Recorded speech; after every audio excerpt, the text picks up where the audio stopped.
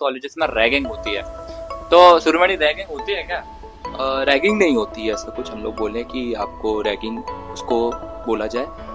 Basically IPR maintain करना होता है। इंटर्नशिप के बारे में अगर मैं बताऊं तो बहुत रैंडमनेस रहती है कि समझ में नहीं आता है कि क्या कौन किसका है और कैसे क्या है। ठीक है, 12th जिसने पास किया, किसी ने नीट की प्रिपरेशन की, कुछ कंडीशंस की वजह से नीट नहीं। बेसिकली बोला जाए तो फर्स्ट ईयर में जो भी स्टूडेंट आता है 90% लोगों को पता ही नहीं होता है कि क्लिनिकल्स में आ गया हूँ। मैंने जो देखा है सबको बैड मेकिंग करने से बड़ा वो लगता है, बड़ा शेमफुल उनको फील होता है। तो इस बारे में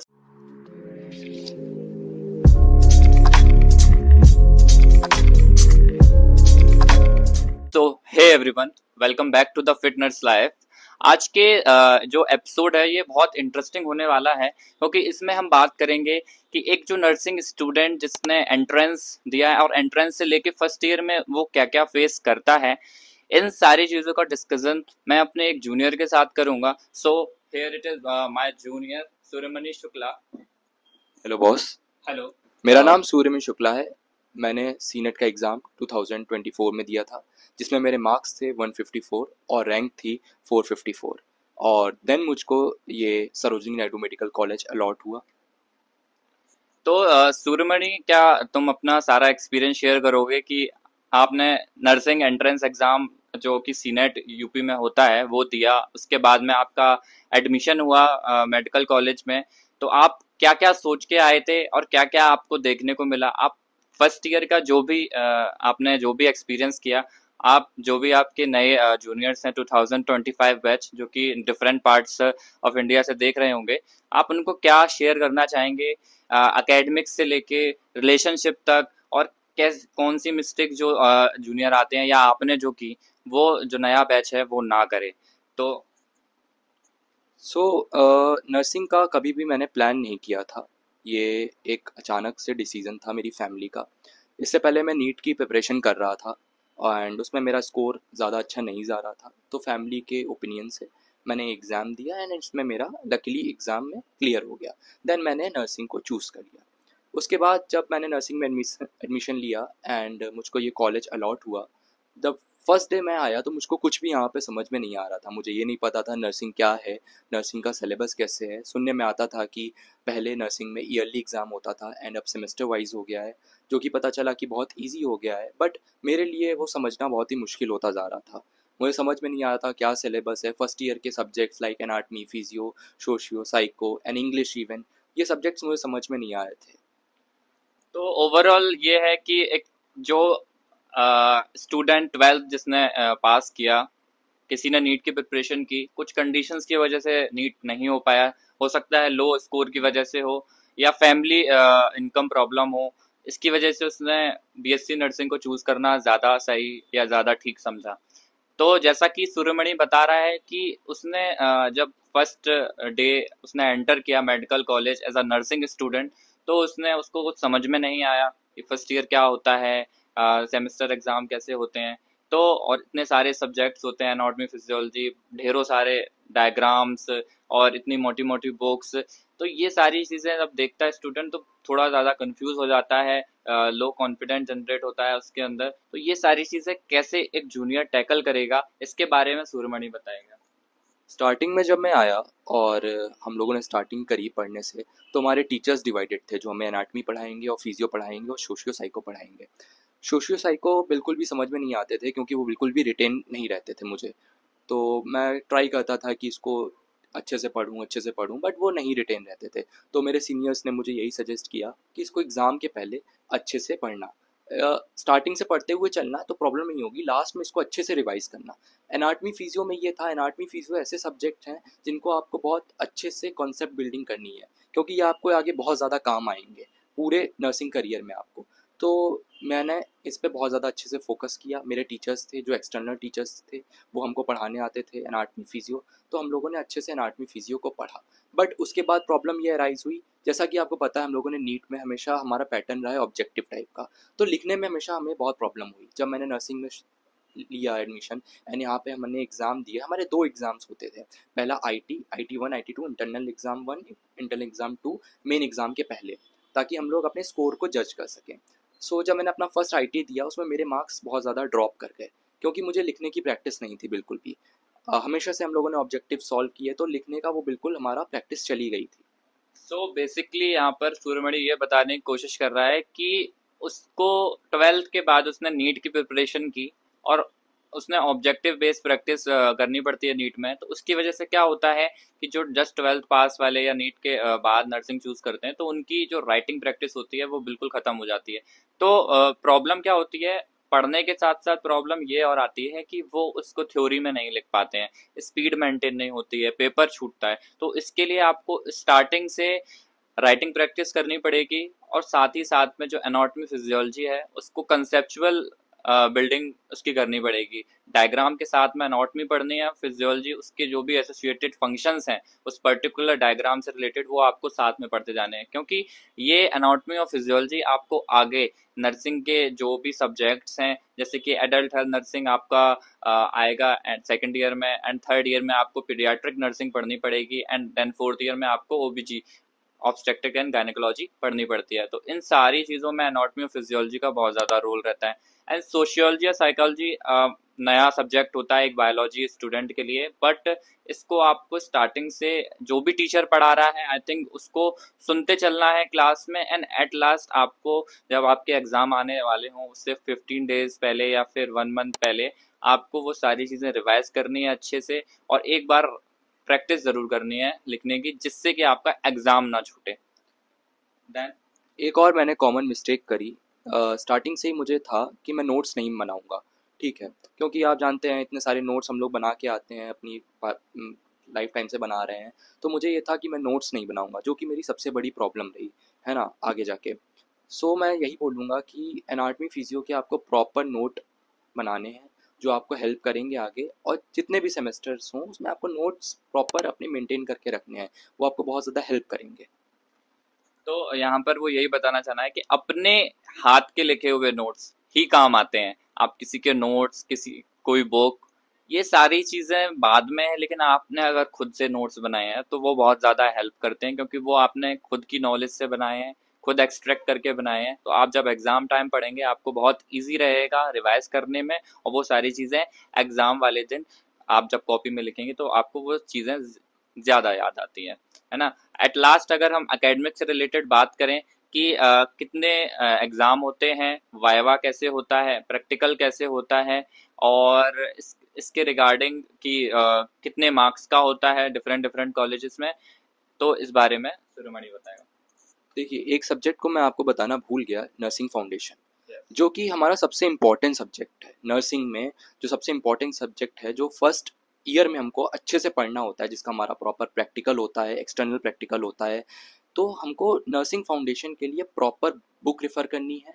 जितने प्रोसीजर्स हैं, जितने भी उसमें मेथड्स दे रखे हैं, सब हमको अच्छे से पढ़ना है, क्योंकि नर्सिंग फाउंडेशन हमारा बेस है, जिसको हमको प्रॉपर उसको अच्छे से बनाना है फर्स्ट ईयर में, क्योंकि उसके बाद हमको टाइम नहीं मिलेगा नर्सिंग फाउंडेशन पढ़ने का, इतने सारे सब्जेक्ट्स हो जाएंगे, हम लोग फिर उसको नहीं कवर कर पाएंगे। सो हमको अच्छे से प्रॉपर बुक रेफ़र करनी है, जो भी आप रेफ़र कर सकते हैं, एंड हमको प्रॉपर अच्छे से नर्सिंग फाउंडेशन को पढ़ना है। इसका आपका सेकेंड सेमेस्टर में आपका एक्सटर्नल आपका वाइवा होगा। एक्सटर्नल का मतलब यानी कि यूनिवर्सिटी एग्जाम हाँ, इसका आपका सेकंड सेमेस्टर में, मतलब फर्स्ट ईयर जब एंड हो रहा होगा तब होता है। तब होगा। उससे पहले आपके एग्ज़ाम्स होंगे, जिनको लाइक कॉलेज बेस्ड एग्ज़ाम होंगे, जो आपको देने होंगे। तो सूर्यमणि मुझे ये बताओ कि एग्जाम आपके कितने बार होते हैं, मतलब इंटरनल कॉलेज लेवल पर कितने बार होता है एंड यूनिवर्सिटी लेवल पर कितने बार होता है, कितने मार्क्स का होता है, और वाइवा और प्रैक्टिकल कैसे एवेल्युएट होता है। देखिए, कॉलेज लेवल पे वेरी करता है। हमारे कॉलेज में, सरोजनी नायडू मेडिकल कॉलेज में, फर्स्ट ईयर में मेरे 4 एग्ज़ाम हुए थे कॉलेज बेस्ड, इंटरनल एग्ज़ाम्स जिसको हम लोग कहते हैं। 2 हुए थे हमारे फर्स्ट सेमेस्टर में, 2 हुए थे हमारे सेकंड सेमेस्टर में, बिफोर द मेन एग्ज़ाम। बाकी यूनिवर्सिटी एग्ज़ाम हमारे 2 हुए थे, सेमेस्टर फर्स्ट में 1 और सेमेस्टर सेकंड में 1।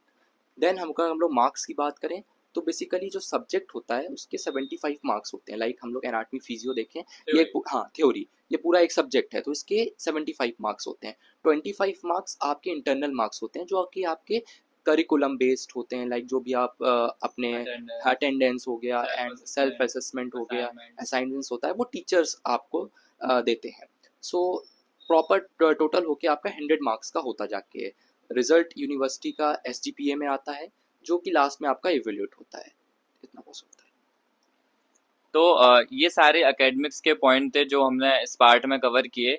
एंड नेक्स्ट पार्ट में अगर हम बात करें क्लिनिकल और क्लिनिकल पोस्टिंग, जो फर्स्ट ईयर में नर्सिंग करने आते हैं उनको क्या करना पड़ता है, क्लिनिकल्स होता क्या है, इस बारे में सूर्यमणि कुछ अपने पॉइंट शेयर करेगा।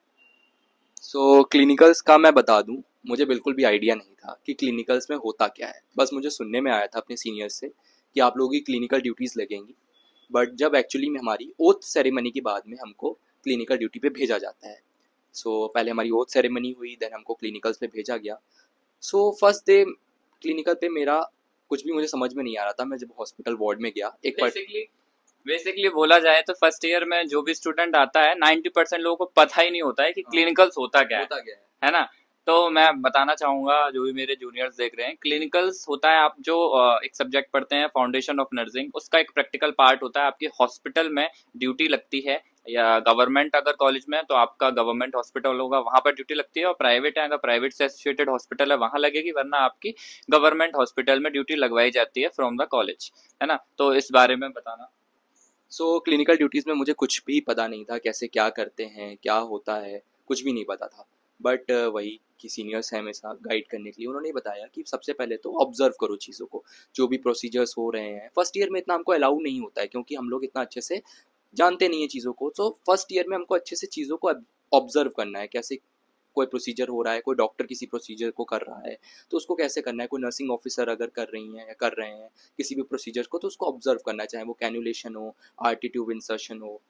तो फर्स्ट डे अपना शेयर करना चाहोगे सुरमणि की, तुम्हारी जब फर्स्ट डे ड्यूटी लगी तो तुमने क्या किया जाके वार्ड में, और तुमने क्या क्या चैलेंजेस फेस किए ड्यूरिंग क्लिनिकल पोस्टिंग, अपना फर्स्ट डे थोड़ा सा एलेबोरेट। जब मैं फर्स्ट डे गया तो मेरे लिए सबसे चैलेंजिंग था पेशेंट से इंटरेक्ट करना, क्योंकि मैं हमेशा से बहुत इंट्रोवर्ट रहा हूँ। तो मेरे लिए बहुत मुश्किल था कि मैं उससे पूछूं जाके कि हाँ कैसे हैं आप, दिक्कत क्या है। लाइक हमारे यहाँ होता है हिस्ट्री टेकिंग, तो उसमें मुझे बहुत ज़्यादा प्रॉब्लम आई। हिस्ट्री कलेक्शन में अगर आपको बात करनी नहीं आती है पेशेंट से, तो आप उसकी हिस्ट्री नहीं ले सकते हैं। उसमें काफ़ी चीज़ें होती हैं, पर्सनल हिस्ट्री होती है और चीज़ें होती हैं, पास हिस्ट्री होती है, तो आपको उसमें बहुत दिक्कत आ रही थी मुझे। देन लाइक वाइज मेडिकेशन में कैसे मेडिकेशन करना है, कौन सा क्या मेडिकेशन है। और हमारे ग्रुप में जो हमारे जैसे 5 स्टूडेंट्स का ग्रुप होता है, तो उसमें जो मेरे साथ लड़कियां थीं, तो उनको काफ़ी प्रॉब्लम हो रही थी ब्लड वगैरह को देख के। वार्ड में अलग अलग टाइप के केमिकल्स होते हैं, तो उनसे काफ़ी ज़्यादा दिक्कत हो रही थी सबको। सो फर्स्ट डे बहुत ही अलग सा था, काफ़ी चीज़ें समझ में कुछ भी नहीं आ रहा था। बट विद द टाइम हम लोगों को धीरे धीरे चीज़ें समझ में आने लगी कैसे हमको करना है। तो मतलब ये है कि फर्स्ट डे ऑलमोस्ट सारे जो भी नर्सिंग स्टूडेंट होते हैं उनका ऑलमोस्ट सिमिलर ही होता है, बहुत कम ही होते हैं जो बहुत ज़्यादा कॉन्फिडेंट होते हैं। सब लो कॉन्फिडेंट, लो सेल्फ स्टीम के साथ में वार्ड एंटर करते हैं, उनको कुछ भी नहीं पता होता है कि इवन इंजेक्शन कैसे लगाना है, या ये सारी चीज़ें जो भी एक नर्सिंग स्टूडेंट का काम होता है वो कुछ भी नहीं पता होता। बट धीरे धीरे जब कॉन्फिडेंस बिल्डअप होता है, आप पढ़ते हैं थ्योरी और उसको अप्लाई करते हैं क्लिनिकल में, इसके साथ आपका कॉन्फिडेंस भी बिल्डअप होता है। और जो मैं एक क्वेश्चन पूछना चाहूंगा सूरमणि से कि आपने अपनी स्किल्स कैसे डेवलप करी, और एज अ इंट्रोवर्ट आपने कैसे प्रोसीजर सीखे। सो ये मेरे लिए बहुत ही चैलेंजिंग था, अभी भी है, क्योंकि अभी मैं पढ़ाई कर रहा हूँ, काफ़ी सारे प्रोसीजर्स नए नए आते हैं। सो सबसे पहले तो जो मैंने आपको बताया कि नर्सिंग फाउंडेशन सबसे ज़्यादा बेस है आपका। लाइक उसमें आपको सबसे पहले स्टार्टिंग से ही पता करना है कि वाइटल साइंस क्या होते हैं, उनको कैसे लेते हैं। तो फर्स्ट ईयर में मैंने इनको अच्छे से सीखा। वार्ड में जाके जब मेरी ड्यूटी लगी तो वाइटल साइंस कैसे लेते हैं, TPR BP, temperature, pressure, temperature, pulse etcetera, सब लोग कैसे लेते हैं। सो बेसिकली मैंने इनको मास्टर किया कैसे करना है। एंड एज ए इंट्रोवर्ट मुझे थोड़ा मुश्किल हुआ करना चीज़ों को, बट मैंने धीरे धीरे अपने ग्रुप मेट्स की हेल्प ली पेशेंट्स इंटरेक्ट करने के लिए। एंड देन धीरे धीरे मैं चीज़ों को सीख गया कि कैसे क्या करना है। बट फर्स्ट ईयर में मोस्टली आपको जो करना है वो है temperature, pulse and respiratory rate, basically vital science लेना, पूरा अच्छे से प्रैक्टिस करनी है। और नर्सिंग फाउंडेशन को अच्छे से आपको वहाँ पे प्रैक्टिकल फील्ड में आपको अप्लाई करना है प्रॉपरली। And that's all. तो मतलब ओवर ये है कि फर्स्ट ईयर में आपको नर्सिंग फाउंडेशन में जो भी आपको फर्स्ट सेमेस्टर में सिखाया जाएगा, आपकी उसकी ड्यूटी लगेगी अराउंड 1 मंथ की, एंड सेकंड सेमेस्टर में आपके अराउंड 2 मंथ की ड्यूटी लगती है। तो आप जब पहले महीने ड्यूटी करेंगे आप थोड़ा नर्वस रहेंगे, काफ़ी सारी चीज़ें होंगी और आपको इतना ज़्यादा काम भी नहीं करने दिया जाएगा। और जो क्यूरियस रहते हैं स्टूडेंट्स, वही थोड़ा सा स्किल डेवलप कर पाते हैं। अगर आप छिपते रहेंगे कि नहीं मुझे ये प्रोसीजर आता है या मुझे नहीं करना है, तो आप अपनी स्किल्स डेवलप नहीं कर पाएंगे। और सबसे ज़्यादा जो नर्सिंग स्टूडेंट में मैंने देखा है, मैं थर्ड ईयर में आ गया हूँ, मैंने जो देखा है कि सबको बेड मेकिंग करने से बड़ा वो लगता है, बड़ा शेमफुल उनको फील होता है। तो इस बारे में सूर्यमणि बताओ कि बेड मेकिंग तुमने मतलब जब तुम्हें सुनने में आया कि बेड बनाना है, तो इस बारे में तुम्हारे दिमाग में क्या आया, और फिर उसके बाद जब तुम्हें समझ आई इस चीज़ की तो तुमने फिर कैसे उस चीज़ को डील किया? देखिए, बेड मेकिंग में कोई ऐसी शेमफुल बात नहीं है जो हम लोग सोचते हैं कि हमसे बेड मेकिंग के लिए बोल दिया गया। मैं आपसे ये कहूँगा, बेड मेकिंग एक प्रोसीजर है, ठीक है, जो आपको आना चाहिए। पेशेंट जब भी वार्ड से में आता है, शिफ्ट होता है, तो उसके प्रॉपर स्पेस चाहिए। हम लोग नर्स हैं, हमको उसको प्रॉपर केयर देनी है। अगर हम लोग प्रॉपर उसको केयर नहीं दे पाए तो ये तो हमारी इंसल्ट होगी कि हम लोग उसको नहीं कर पा रहे हैं सही से care.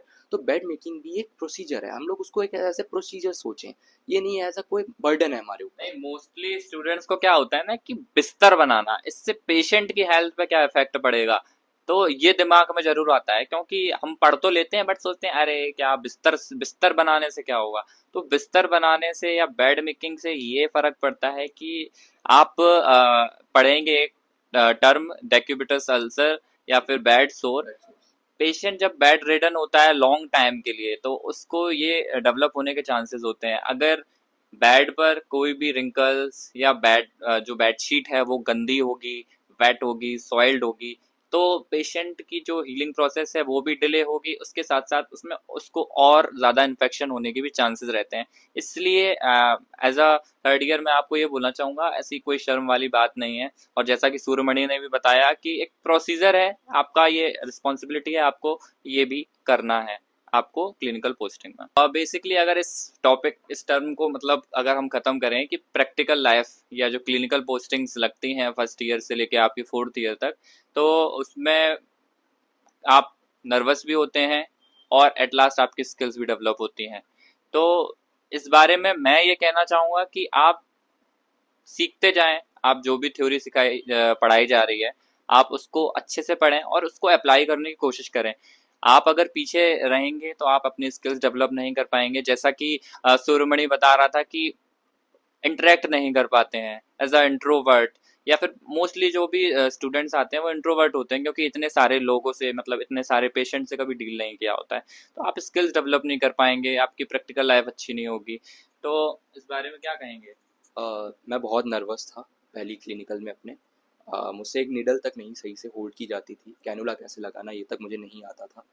But with the time पूरे फर्स्ट ईयर में मैंने इसको अच्छे से मास्टर किया, अच्छे से प्रॉपर ड्यूटी करी, स्किप नहीं करी, प्रॉपर ड्यूटी को अपना फॉलो किया। एंड अब धीरे धीरे जैसे सेकेंड ईयर में मैं आ गया हूँ, अब मैं चीज़ों को अच्छे से मास्टर कर चुका हूँ। सही से कैनोला लगा लेता हूँ, आरटी ट्यूब इंसर्शन और बाकी जितने प्रोसीजर्स हैं हमारे, वो अच्छे से मैं फर्स्ट ईयर में मैंने अच्छे से कंप्लीट कर लिए। सो मैं आपको भी यही बोलूँगा कि जो फर्स्ट ईयर में है, फर्स्ट ईयर में आप जो भी प्रैक्टिकल नॉलेज है, जो भी है आपका, उसको अच्छे से मास्टर करें। जो भी आपकी स्किल्स हैं उसको ये ना सोचें कि मैं बाद में सीख लूँगा, क्योंकि आपको उसी टाइम टाइम मिला है। आप उसको अच्छे से मास्टर करें, उसको अच्छे से सीखें, क्योंकि आपको आगे फिर टाइम नहीं मिलेगा। आगे थ्योरी बढ़ती जाएगी, एग्ज़ाम्स का प्रेशर बढ़ता जाएगा और भी चीज़ें बढ़ती जाएंगी। सो फर्स्ट ईयर आपका गोल्डन ईयर है, आपको उसको अच्छे से यूटिलाइज करना है विदाउट एनी। एग्जैक्टली मतलब सुरमणि का एट लास्ट कंक्लूजन ये है कि जो भी आपकी क्लिनिकल पोस्टिंग है उसको वेस्ट नहीं जाने देना है। आपके पास इतना अच्छा मौका है पेशेंट्स के ऊपर सीखने का। स्टूडेंट लाइफ ही होती है सीखने के लिए। आपने अपनी कॉलेज लाइफ में जितनी स्किल्स डेवलप कर ली, जितने अच्छे से डेवलप कर ली, उतनी ही आप जबकि आप जॉब लगेगी आप उतना ज़्यादा परफेक्ट होंगे और आपको जॉब में उतनी कम प्रॉब्लम होंगी। तो इस क्लिनिकल पोस्टिंग के बारे में इतना ही। नेक्स्ट टॉपिक की अगर हम बात करें कि स्ट्रेस सॉरी नेक्स्ट टॉपिक की अगर हम बात करें कि हॉस्टल लाइफ कैसी होती है, कैसे नर्सिंग की भी हॉस्टल लाइफ होती है, कैसे बहुत सारे तरह के लोग मिलते हैं, कैसे मैनेज करते हैं, बहुत सारी चीज़ें। लेकिन अगर मैं अपने कॉलेज की बात करूं तो यहाँ पर मेल्स का कोई भी हॉस्टल नहीं है नर्सिंग स्टूडेंट्स के लिए। इवन एमबीबीएस में भी हॉस्टल अवेलेबल नहीं है क्योंकि यहाँ पे कंस्ट्रक्शन चल रहा है। तो हमने हॉस्टल लाइफ ऐसा कोई एक्सपीरियंस नहीं, क्योंकि हम बाहर रूम लेकर रहते हैं। तो इवन सूर्यमणि भी बाहर ही रूम लेकर रहता है। तो हमको अपने बैचमेट जो हमारे साथ में जो स्टूडेंट्स थे जो पढ़े हुए अलग अलग जो कॉलेजेस में, उनसे हॉस्टल लाइफ जो हमें पता लगती है, उस बारे में सूर्यमणि बताना चाहेगा। जैसा कि बॉस ने आपको बताया कि यहाँ पे हॉस्टल नहीं है, तो इतना हम लोगों को हॉस्टल लाइफ का आइडिया नहीं है। बट जो मेरे फ्रेंड्स हैं लाइक राम मनोहर लोहिया में, सरोज SGPGI में, सो उनके थ्रू मुझे पता चलता है कि कॉलेज लाइफ काफ़ी अच्छी होती है, आपको काफ़ी लोगों से इंटरेक्शन होता है, बट कहीं ना कहीं उसके प्रोज एंड कॉन्स भी होते हैं। लाइक वो लोग कंप्लेन करते हैं कि वहाँ पे खाना नहीं अच्छा मिलता है, एंड रेस्ट्रिक्शंस होती हैं, मैस का खाना अच्छा नहीं होता है, रेस्ट्रिक्शंस होती हैं बहुत ज़्यादा। तो ये सब चीज़ें काफ़ी ज़्यादा मुझे सुनने में आती हैं। देन बट मैं तो बाहर रहता हूँ, यहाँ पे हॉस्टल है भी नहीं। सो यही हॉस्टल लाइफ है हमारी, जो भी है सुनने में आती है हम लोगों को बेसिकली नर्सिंग की। बेसिकली ये है कि हॉस्टल में आपको रूम शेयर करके रहना पड़ता है। आप बाहर रहेंगे तो आप हो सकता है इंडिविजुअल लेवल पे रह लें, या आप अपने मनपसंद जो भी आपका दोस्त है उसके साथ रह लें। बट हॉस्टल में हो सकता है कि आप बहुत ज़्यादा इंट्रोवर्ट हैं, शाई हैं, तो आप एडजस्ट करने में प्रॉब्लम होती है ना। और मुझे जितना पता चलता है दोस्तों से कि लड़ाई झगड़े भी बहुत ज़्यादा होते हैं, बनती नहीं है आपस में, है ना। स्टार्टिंग में बहुत अच्छा, लेकिन बहुत अच्छे दोस्त भी मिल जाते हैं हॉस्टल के, जो बहुत अच्छे दोस्त हैं। इवन हमारे पे भी बहुत कुछ ऐसे खास दोस्त होते हैं जो लाइफ लॉन्ग रहते हैं, ठीक है, और रहेंगे, ठीक है। तो यही सारी चीजें हैं। और तो मैस का खाना अच्छा नहीं होता है, घर की याद आती है ना, होम सिकनेस, ये सारी चीजें फेस करनी पड़ती हैं एज अ फर्स्ट ईयर, आप जब भी हॉस्टल जा रहे हैं। यही सारी चीजें हैं कि स्ट्रेस और time management as a first year बहुत ज्यादा प्रॉब्लम होती है, या आप नया नया कॉलेज ज्वाइन किया है तो ये सारी चीजों की प्रॉब्लम बहुत ज्यादा देखने को मिलती है। इस बारे में मेरा जूनियर अपना एक्सपीरियंस शेयर करेगा, क्योंकि उसने अभी अभी फर्स्ट ईयर पास आउट किया है, तो वो बेटर बता सकता है। सो फर्स्ट ईयर में हम लोगों को बहुत ज़्यादा प्रॉब्लम आती थी टाइम मैनेजमेंट करने में। स्ट्रेस भी होता था, पढ़ाई का स्ट्रेस, इतने सारे सब्जेक्ट से समझ में नहीं आता था कैसे क्या पढ़ना है। सो मैं जो आपको बताना चाहूँगा, आपको कैसे स्ट्रेस मैनेजमेंट करना है और टाइम मैनेजमेंट करना है। आपको ये नहीं है कि एक दिन आपने पढ़ाई करी 6-7 घंटे के लिए, आपने सोचा कि आज मैं 6 घंटे पढ़ूंगा बैठ के। ऐसा नहीं करना है, आप रोज़ नहीं कर पाओगे ऐसा। आपको क्या करना है, आपको एक कंसिस्टेंट रहना है। आप भले 1 घंटे पढ़ो, लेकिन आपको रोज़ पढ़ना है, एक स्लॉट्स में पढ़ाई करनी है। ये आपके लिए काफ़ी हेल्प करेगा आपको एग्ज़ाम्स में। आगे चल के आपका सिलेबस भी कवर होता रहेगा, आपके ऊपर एक बर्डन नहीं बनेगा लास्ट में बिल्कुल। और उसके बाद स्ट्रेस की अगर बात करें, तो आप जो भी हॉबी है आपकी, लाइक कुछ भी हो सकती है, सिंगिंग, जिम जाना, एंड गिटार, जो भी हो सकता है आपका, आप उस हॉबी को अपना परस्यू करें। ये नहीं है कि आप स्ट्रेस की वजह से उन चीज़ों को छोड़ दें, वो आपको बहुत ज़्यादा हेल्प करेंगी कोप करने में इन चीज़ों में। आपका इंटेलेक्चुअल लेवल पे भी आपको हेल्प करेंगी, और आपका स्ट्रेस भी रिलीफ करेंगी। उसके बाद आप अपने अराउंड अच्छे लोगों को, पॉजिटिव लोगों को सराउंड करें, अच्छी फ्रेंडशिप करें, है ना। अच्छे लोगों से आप कनेक्शंस बनाएं जो आपको हेल्प करेंगे बहुत ज़्यादा आपको अपलिफ्ट होने में। सो मैं यही कहूँगा कि अच्छे लोगों को सराउंड करें अपने अराउंड। और जब भी आपको लगे कि आप बहुत ज़्यादा स्ट्रेस हो रहा है, तो घर चले जाएं। होम सिकनेस जब भी आपको फील हो, तो आप प्रॉपर अपना घर चले जाएं, लीव लें और आराम से घर चले जाएं। टॉपिक की अगर हम बात करें, फ्रेंडशिप और रिलेशनशिप, ये बहुत बड़ा एक टर्म है, फ्रेंडशिप और रिलेशनशिप। इस पे एक सेपरेट वीडियो बन सकती है अगर बनाना चाहूँ मैं तो, लेकिन हमारे पास टाइम की बहुत कमी है। तो फ्रेंडशिप और रिलेशनशिप को मैं यही बोलूंगा कि फ्रेंड्स स्टार्टिंग में फर्स्ट ईयर में आते हैं ना, तो इतने सारे दोस्त बनाते हैं जो थोड़े से एक्सट्रोवर्ट भी होते हैं, इवन इंट्रोवर्ट भी होते हैं। वो अपने तरह के लोग ढूंढ लेंगे उनको जो स्टार्टिंग में समझ में आते हैं, और बड़े बड़े ग्रुप बनाएंगे 10-12 लोग के। मैंने ये गलती करी थी और सूर्यमणि ने भी की होगी, ठीक है। तो हम जब सीनियर हुए तो हम जैसे जूनियर हमारे आते हैं नेक्स्ट ईयर, तो हम देखते हैं 10-12 लोगों का ग्रुप, समझ गए ये फर्स्ट ईयर है, साथ में घूम रहे हैं, है ना। तो ये तो होता ही है, लेकिन एट लास्ट वो 10-12 लोगों का ग्रुप 2 से 3 लोगों में सिमट के रह जाएगा। क्यों? ऐसा नहीं है कि आप बुरे हैं या सामने वाला बुरा है, ऐसा इसलिए होता है क्योंकि आपके पर्सपेक्टिव सामने वाले के पर्सपेक्टिव मैच नहीं होते हैं, आपकी थिंकिंग सामने वाले की थिंकिंग मैच नहीं होती है, इसलिए ऐसा होता है। ऐसा नहीं है कि आप बुरे हैं या सामने वाला बुरा है, इसको नेगेटिव वे में नहीं लेना है। यही लाइफ की रियलिटी है कि कुछ लोग ही खास होते हैं। ये कॉलेज लाइफ से लेके आपकी मैरिटल लाइफ तक यही रहने वाला है। और इवन सूर्यमणि अगर फ्रेंडशिप पे कुछ बोलना चाहेगा तो उसके भी शायद सिमिलर ही सेम ही एक्सपीरियंस रहा, है ना। तो फ्रेंडशिप बहुत एक पॉजिटिविटी भी क्रिएट करती है और निगेटिविटी। आपको क्या चूज करना है ये आपके ऊपर डिपेंड करता है। और अगर मैं एज अ सीनियर बताना चाहूँ, आप हमेशा पॉजिटिविटी की तरफ जाओ, नेगेटिविटी अपने आप खत्म हो जाएगी ऑटोमेटिकली, आप हमेशा खुश रहेंगे, कोई दिक्कत नहीं होगी। कुछ फेजेस ऐसे आएंगे लेकिन आपको वहीं तो टैकल करना है, आप वहां से उठ गए तो आपकी लाइफ बहुत स्मूथ जाएगी। और रिलेशनशिप की बात अगर मैं करूं, रिलेशनशिप के बारे में सूर्यमणि बताओ, तुमने फर्स्ट ईयर में क्या देखा कि तुम्हारी क्लास में क्या हुआ? फर्स्ट ईयर में रिलेशनशिप के बारे में अगर मैं बताऊं तो बहुत रैंडमनेस रहती है कि समझ में नहीं आता है कि क्या कौन किसका है और कैसे क्या है, ठीक है। सो बेसिकली मैं ये कहूँगा, अगर आप रिलेशनशिप सोचते हैं किसी के साथ, सो थोड़ा मुश्किल होता है मैनेज करना सब कुछ। यहाँ पे स्टडीज़ के साथ बहुत सारा प्रेशर होता है, बट वही है कि अगर आपके अंदर अंडरस्टैंडिंग है, सामने वाले के अंदर अंडरस्टैंडिंग है, तो सारी चीज़ें अच्छे से मैनेज हो जाती हैं। सो आप बताइए बॉस। मतलब रिलेशनशिप में यही है कि यार फर्स्ट ईयर में हम आते हैं ना, तो जिनकी कभी गर्लफ्रेंड नहीं रही है, उनकी बन जाती है, ठीक है, उनकी भी वो गर्लफ्रेंड बन जाती उड़ते है, उड़ते फिरते हैं, उड़ते हैं। ठीक है। वो हो सकता है 10 लड़कियों से बात कर रहे हो, हाँ, जिनसे तुम बात कर रहे हो तुमसे वही वो लड़की वही वो मिल जाए, लड़की निकले। ठीक है। ये होता है। लेकिन अगर सामने वाली जो भी है या सामने वाला जो भी है मैच्योर है, वेल मैच्योर है और अंडरस्टैंडिंग है, तो आप ऑटोमेटिकली ऐसे लोगों से अलग रहेंगे। अपना प्राइवेटली रिलेशनशिप रखो, स्टडीज के साथ मैनेज रखो। आपको लगता है कि आपका रिलेशनशिप बहुत पॉजिटिव वे में बिल्डअप हुआ है तो आप उसी वे में उसको लेके जाएं। बहुत सारे लोग कुछ बोलेंगे उल्टा सीधा, आप सबको इग्नोर करना है, आपको सिर्फ अपने आप पे फोकस करना है और अपने रिलेशनशिप पे फोकस करना है। और जो कुछ टाइम पास करने लोग आते हैं उनके बारे में, टाइम पास वालों से दूर रहो, बिल्कुल डिस्टेंस रहो। टाइम पास वाले लोग भी मिलेंगे कि इसकी कभी ये बंदी थी या कभी ये इसका बंदा था, ये सारी चीजें होंगी, सीनियर्स में भी होता रहता है, ये सारी चीजें होती हैं। इन सब से आपको दूर रहना है अगर आपको अपनी रिलेशनशिप और फ्रेंडशिप दोनों को अच्छा रखना है ना। तो इस बारे में मैं और सूर्यमणि का सिमिलर एक्सपीरियंस है, ठीक है। क्योंकि एज अ फर्स्ट ईयर आओगे आप भी यही सारी चीजें फेस करोगे और सूर्यमणि ने भी ये सारी चीजें फेस करी हैं। टॉपिक की अगर हम बात करें तो वो है कि common mistake as a freshers आप फर्स्ट ईयर में क्या क्या करते हैं और क्या क्या चैलेंजेस फेस करने पड़ते हैं। तो फर्स्ट मिस्टेक मैं अपने से स्टार्ट करूंगा। पहली मिस्टेक करते हैं कि फर्स्ट ईयर में मोस्टली सुन के जो आते हैं कि मेडिकल कॉलेजेस में रैगिंग होती है। तो सुरमणि रैगिंग होती है क्या? रैगिंग नहीं होती है, ऐसा कुछ हम लोग बोलें कि आपको रैगिंग उसको बोला जाए।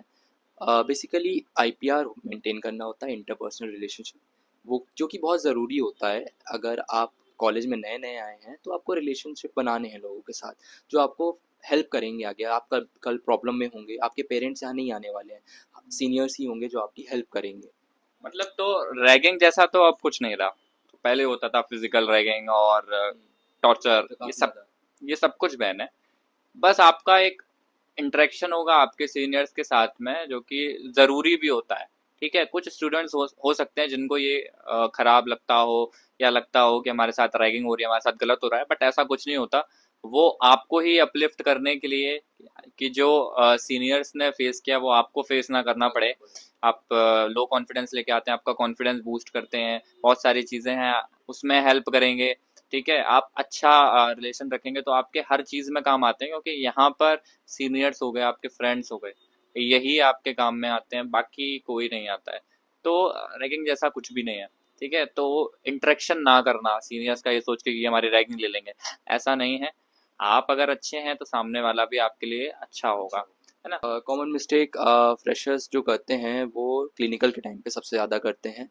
जो भी प्रोसीजर हो रहा होता है उसको सही से ऑब्जर्व ना करना, क्लिनिकल को स्किप करना, और एक अपने अंदर ईगो रखना कि मुझे हमें सब आता है, हम्म, ठीक है। तो इसको नहीं करना है, आपको अपना एक लर्निंग ईगो नेचर भी रखना होता है। है और मुझे लगता है कुछ लोग डरते भी हैं करने से, हाँ, ठीक डर है। भी होता है। उनको आता होता है, कुछ ऐसे स्टूडेंट्स भी हैं मेरे बैच में जिनकी थ्योरी बहुत अच्छी है बट वार्ड में they are zero, zero. Literally zero. और कुछ ऐसे स्टूडेंट है जो वार्ड में बहुत अच्छे हैं, थ्योरी में कुछ नहीं है।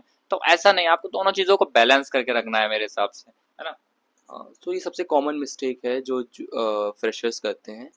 क्लिनिकल के टाइम पे चीज़ें नहीं सही से सीखते हैं, जो कि उनको आगे फिर प्रैक्टिकल में उनको वो चीज़ प्रॉब्लम देती है। लाइक आपके सामने इंस्ट्रूमेंट रखे होंगे, आपको नहीं पता होगा, कोई प्रोसीजर पूछ देगा, आपको नहीं पता होगा, जो आपके मार्क्स को डायरेक्टली इम्पैक्ट करता है।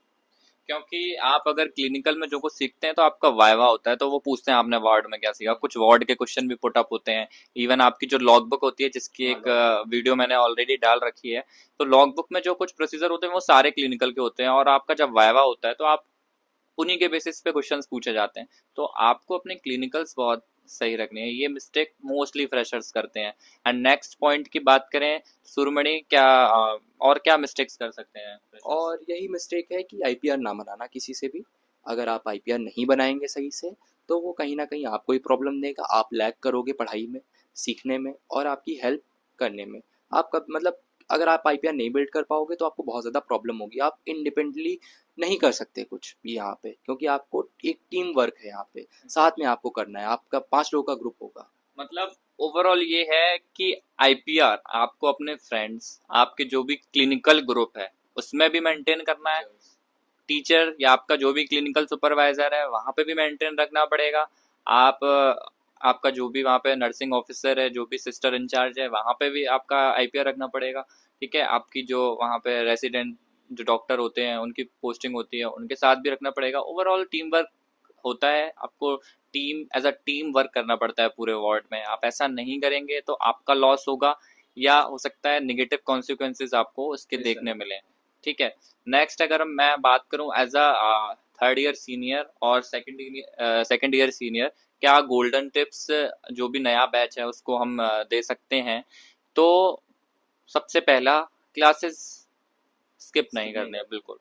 ठीक है, 75% टू 80% आपको अटेंडेंस रखनी है, जिससे एग्जाम में भी प्रॉब्लम नहीं होगी और आप कॉलेज जाएंगे तो कुछ ना कुछ सीखेंगे। And next point Surmani, clinical properly आपको अटेंड करने हैं, स्किप नहीं करने हैं, अच्छे से वहाँ पे सीखना है सब कुछ, लैब्स में जो भी हो रहा है, एंड देन है ना।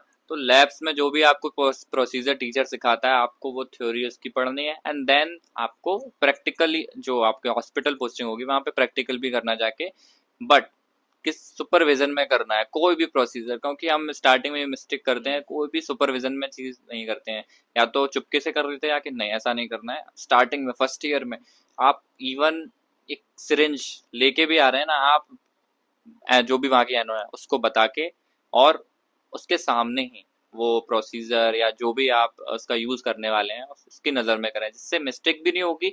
और कुछ गलत होता है तो वहां पे वो सही करने के लिए है ना। और अगर हो भी जाता है तो जो भी उसके कॉन्सिक्वेंसेज हैं वो नहीं होंगे। जो नेगेटिव कॉन्सिक्वेंसेज हो सकते हैं कि आपने गलत तरह से निडल लगा दी, तो आप बच सकते हैं क्योंकि आप एक स्टूडेंट हैं, है ना। एंड एट लास्ट अगर मैं बात करूं कि और मैं क्या टिप दूंगा, तो ये है कि आईपीआर मेंटेन करना है सीनियर्स के साथ में, है ना। ये चीज डॉक्टर्स के साथ में, इवन टीचर्स के साथ में। ठीक है, कुछ टीचर्स या कुछ फ्रेंड्स या कुछ एनो होते हैं जो थोड़े से रूड हो सकते हैं, है ना। तो आप देखिए, हाँ काफ़ी रूड मुझे मिले।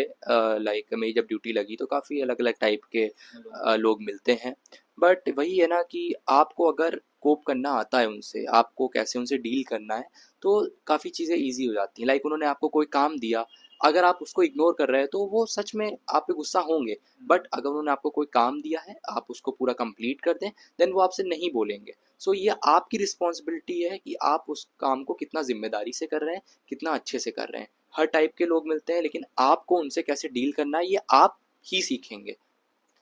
तो यही है कि आप अगर अच्छे हैं तो सामने वाला भी आपके लिए अच्छा होगा। कुछ लोग होते हैं उनका आप क्या, सामने वाले कोई भी कुछ नहीं कर सकता है, ठीक है, तो उन लोगों को इग्नोर करना है और अपने काम पे फोकस करना है। एंड एट लास्ट जो सबके मन में रहता है कि एज अ स्टूडेंट नर्स या नर्स को काम क्या करना पड़ता है, मतलब क्या ही काम करना पड़ता है। बहुत सारे मिथ हैं इस बारे में कि किसी पेशेंट की इवन जो एक्सक्रीटा होता है उसको भी कलेक्ट करना पड़ता है। बहुत सारे ऐसे काम है जो आउट ऑफ कंफर्ट, क्या ऐसी भी चीजें करनी पड़ती हैं क्या सुरमणि? देखिए, अगर हम लोग देखें तो जैसा कि मैंने बताया था कि ये सारी चीज़ें आपके प्रोसीजर्स में ही आती हैं, बट अगर जैसे आप नहीं करना चाहते हैं तो उसके लिए बाकी वर्कर्स भी होते हैं। बट ये सारी जो चीज़ें हैं, सारे प्रोसीजर्स हैं, एक प्रोफेशनल तरीके से करने हों अगर, तो वो नर्स को ही ड्यूटी दी जाती है। लाइक किसी को कोई उस शॉक में ना चला जाए, कोई इन्फेक्शन ना हो जाए, तो वो नर्स की ड्यूटी बनती है, क्योंकि आपने पर्टिकुलर उसके कॉन्ट्रा इंडिकेशंस वगैरह पढ़े हैं, आपको अच्छे से आते हैं चीज़ें।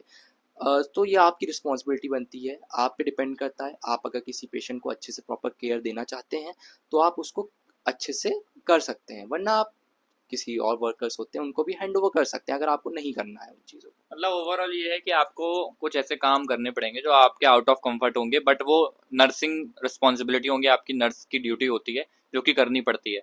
आप असिस्ट कर दीजिए, जो वहाँ पे 4th क्लास वर्कर्स होते हैं जो आपके साथ होते हैं, आप उनसे कह दीजिए और आप उनकी निगरानी में वो भी जो भी सैंपल कलेक्ट होना है या वॉटेवर ऐसी चीज़ें जो आउट ऑफ कंफर्ट आपको लग रही है तो आप वो करा सकते हैं।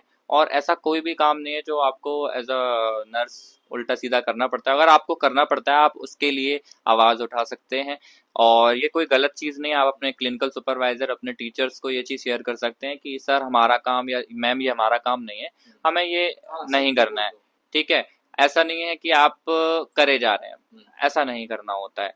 और लास्टली मैं इस वीडियो को एंड करना चाहूँगा कि एज अ स्टूडेंट नर्स बहुत सारे चैलेंजेस फेस करने पड़ते हैं, बट अगर आपको खुद पे भरोसा है तो आप ये सारी चीज़ें इजीली टैकल कर लेंगे और अपनी स्किल्स डेवलप कर लेंगे, थ्योरी और प्रैक्टिकल लाइफ बैलेंस कर लेंगे, फ्रेंडशिप और रिलेशनशिप बैलेंस कर लेंगे।